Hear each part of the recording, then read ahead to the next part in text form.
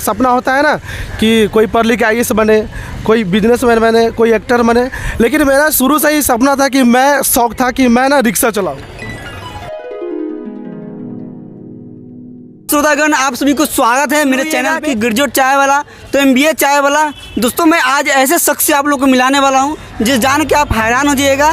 चलिए दोस्तों, आप लोग को मिलाते हैं। आपको स्वागत है इस चैनल पे। आपका नाम क्या हुआ? धन्यवाद धन्यवाद। हाँ। मेरा नाम हुआ बिलेट महतो। बिलेट महतो इनका नाम हुआ, और ये आप लिखा हुआ है कि गिरजोट रिक्शा वाला। आप कहाँ तक पढ़े हुए हैं? मैं ग्रेजुएट हूँ, मेरा इस साल फाइनल हुआ है। फाइनल। ये यहाँ पे रिक्शा चलाते हैं? यस, मैं रिक्शा ही। भाई साहब, एक बात प्रश्न में डाउट आ रहा है कि आप जब रिक्शा चलाना ही था आपको, तो फिर ग्रेजुएट होकर रिक्शा क्यों चलाया आपको?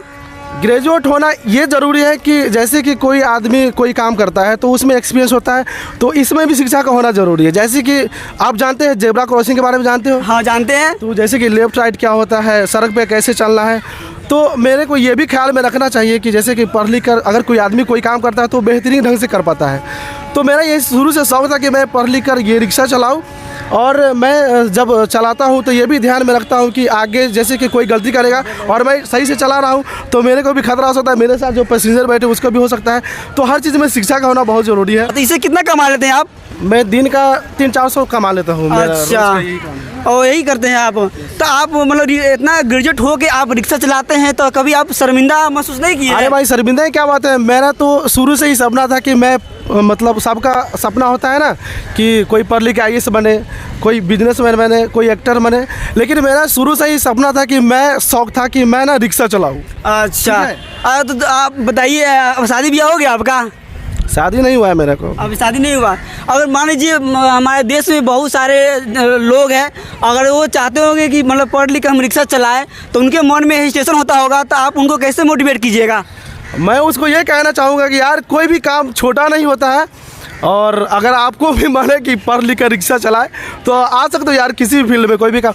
अगर कोई आदमी चाय बेच सकता है और चाय बेच के बड़ा आदमी बन सकता है, तो मैं रिक्शा चला क्यों नहीं बन सकता हूँ? अच्छा, अगर एक्ट्रेस आपको मतलब कहेगा शादी करने के लिए, तो आप उसमें क्या करना चाहिएगा? आपका क्या राय रहेगा उसमें? अगर मेरे को ये मिला ऑफर कि मैं शादी किसी एक्ट्रेस से करूँ, तो मैं सोनाक्षी सिन्हा से शादी करना चाहूँगा। वाह, देखिए भाई का ये ग्रेजुएट रिक्शा वाले हैं, और इनका सोच देख सकते हैं कि ये हमारे बिहार का जो सोनाक्षी सिन्हा है उनसे शादी करने के लिए ये मतलब इनका आती है।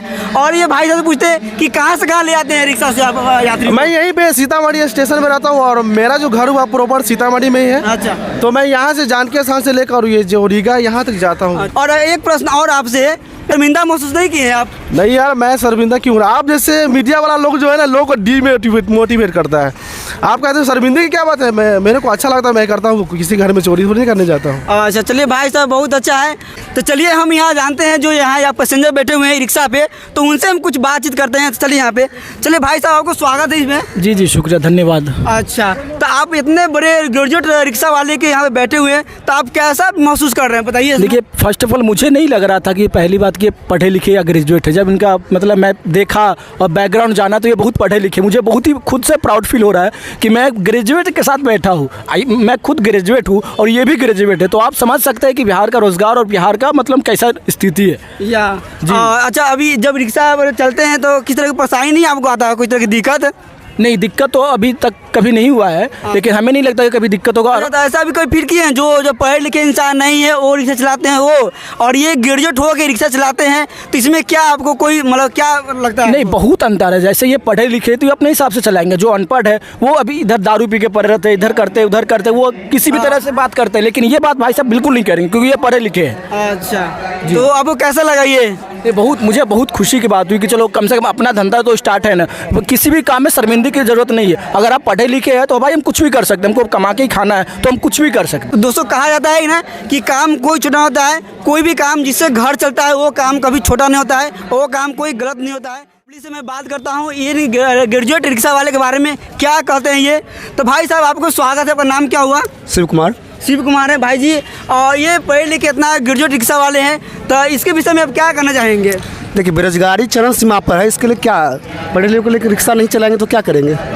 ऐसा परिस्थिति आ गया सरकार के, जो प्रधानमंत्री 2014 से पहले सरकार बनने से ऐलान किए थे कि 2 करोड़ नौकरी देंगे युवा को। क्या दिए हैं?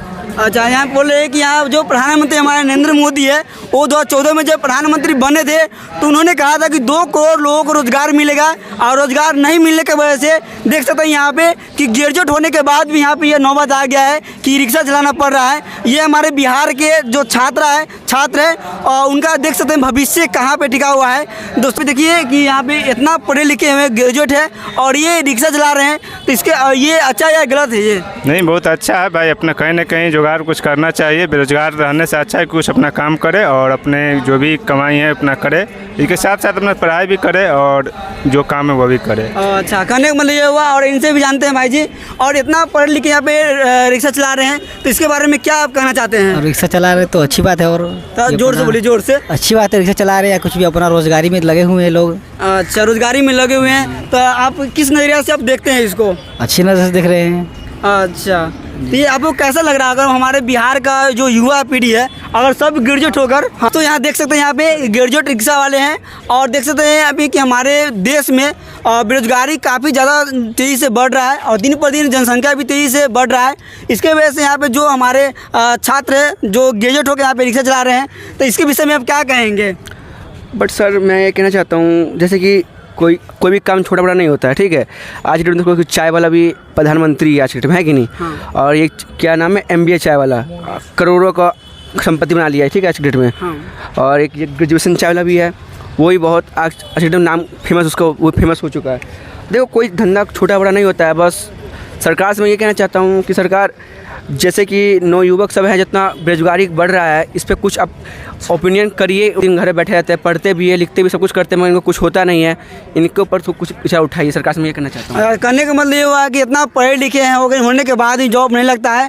ये सरकार से अपील कर रहे हैं कि युवाओं के लिए कुछ किया जाए, कि इस तरह से पढ़ लिख कर ये ठेला रिक्शा चलाने का नौबत न आए। तो इसलिए प्रधानमंत्री कुछ कीजिए युवाओं के लिए, नहीं तो हमारे देश का जो भी युवा है सभी पीढ़ी हमारे वो रिक्शे में चले जाएंगे, इससे कुछ नहीं होने वाला है और भविष्य छात्र का बर्बाद हो जाएगा।